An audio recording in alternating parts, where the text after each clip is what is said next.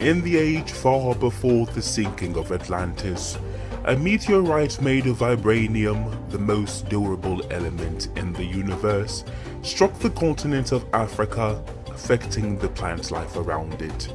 And when the time of the rise of men came, the warrior queen's prosperous tribe, now led by her descendant, a young teenaged queen, and 5 other tribes, settled on the crash site and called it Wakanda.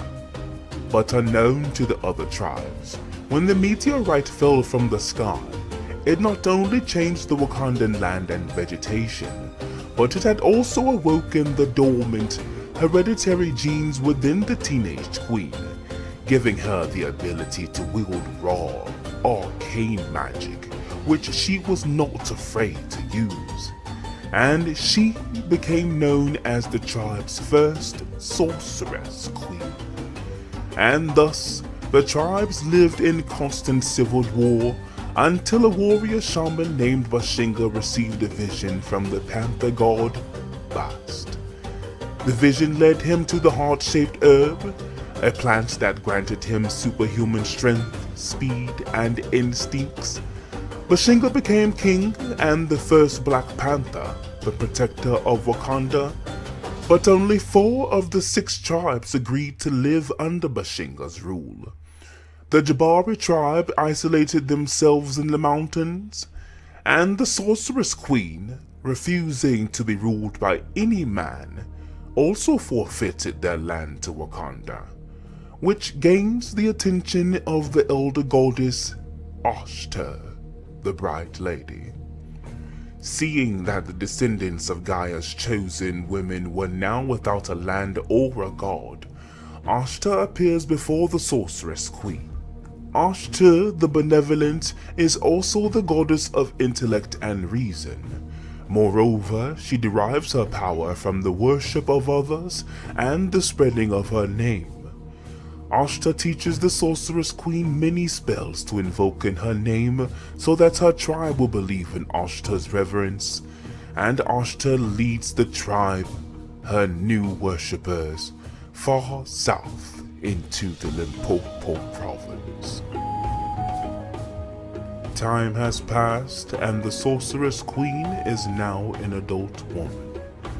And one day, to her surprise, a man stumbles into their village, now deep in the Balobedu Valley.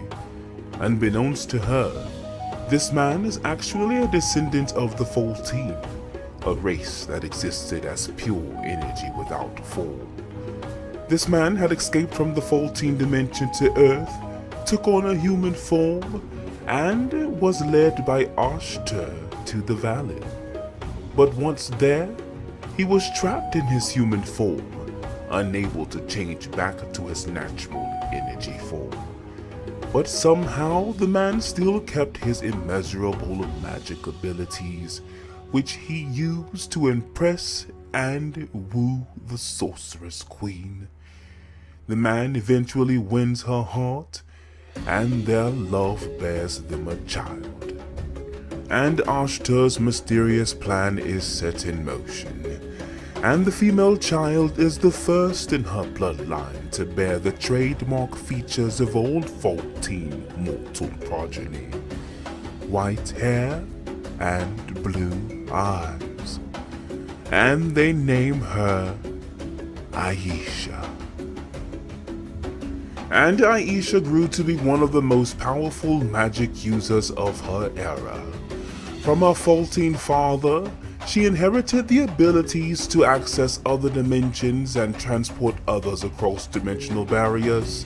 From her mother, the Sorceress Queen, Aisha had the innate ability to wield magic, which included projecting magical bolts.